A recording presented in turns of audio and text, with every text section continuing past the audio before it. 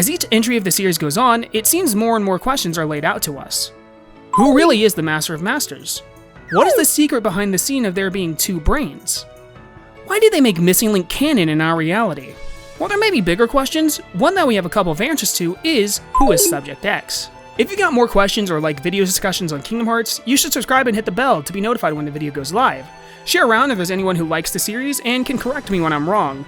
And then you can all make fun of me. Like how I forgot to bring up lifeboats in my last video, which is actually super important about time travel.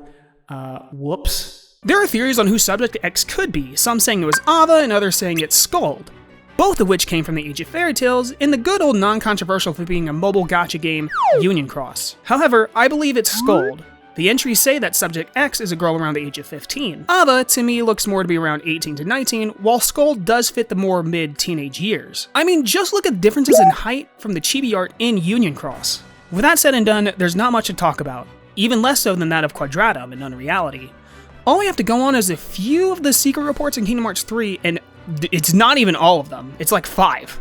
Now, I'm going to try to follow a timeline how things could have occurred, but I could get some stuff out of order, just a little warning, but with that out of the way, we're starting with report number 3. During the time Terra Xehanort was still an apprentice of Ansem the Wise, Subject X was found in the central square of Radiant Garden. This is where it clarifies that she's around the age of 15. She also didn't speak for the first week when she got there. Now, if you were a science group who found an amnesiac girl, what would you do?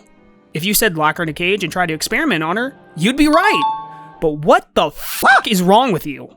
Pretty sure Terranort was the one to do this, as this was the time he started to continue Ansem's research on the mysteries of the heart. Either way, in Report 4, despite everything, Subject X just doesn't seem to remember herself or her friends, but does have scattered pieces of her home world. Terranort deduces that this world is from the past. As he was about to experiment on X, Ansem the Wise stopped his antics and let those he experimented on go. This is where the first report finally comes in, as this is from Subject X's point of view. She talks about the researchers trying to find out more about her, about the two boys who always came to see her, and finally being taken away from the cell by a man who wears an eye patch. I wonder if we know anyone in Kingdom Hearts that fits this description. It's also noted that she repeats, "May your heart be your guiding key," / "May my heart be my guiding key." The last two reports to really feature anything of X are from Sayax, as he recalls the past.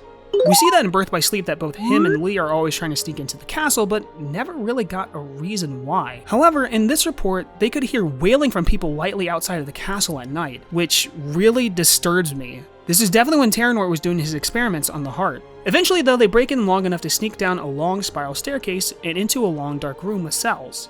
And while exploring, before they could run, they meet Subject X, confirming that the two boys X met were Lee and Isa back during Birth by Sleep. Lee being Lee, after sneaking in more and more and getting to know X, wants to free her from whatever torment others are going through. Unfortunately, the day they get in there, X was already taken away by Braig.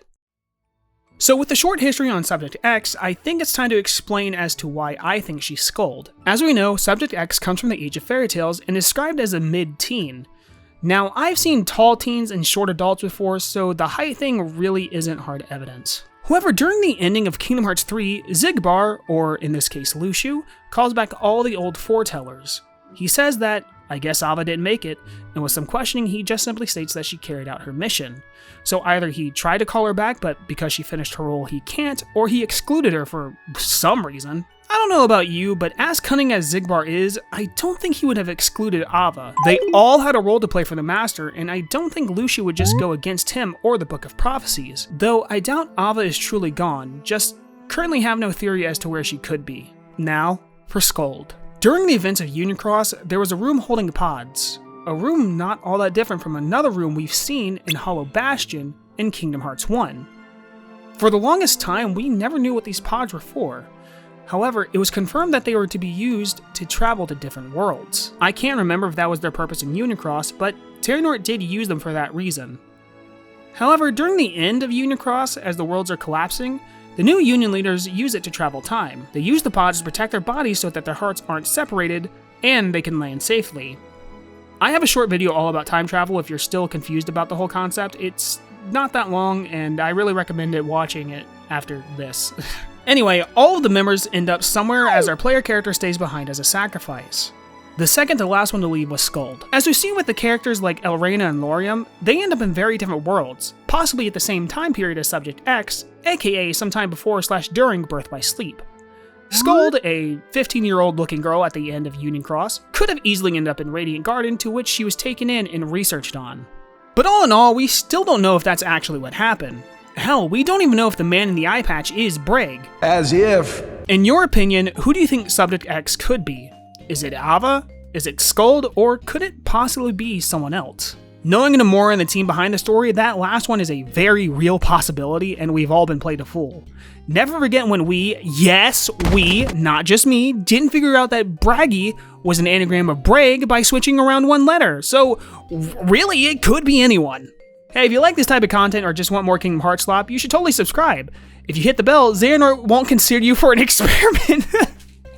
And he'll get more videos such as this in your sub feed. Why did I write that?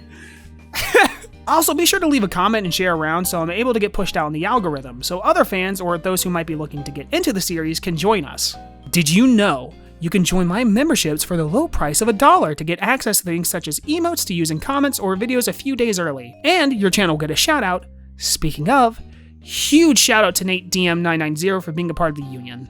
One final thing, follow me on Twitter if you want more of me outside of YouTube. I'm also on Blue Sky, but I always forget to post on there, but hey, you should totally follow me there anyway. Thank you all for watching, especially in this drought of no news. I do really appreciate it. Despite everything, may your heart be your guiding key.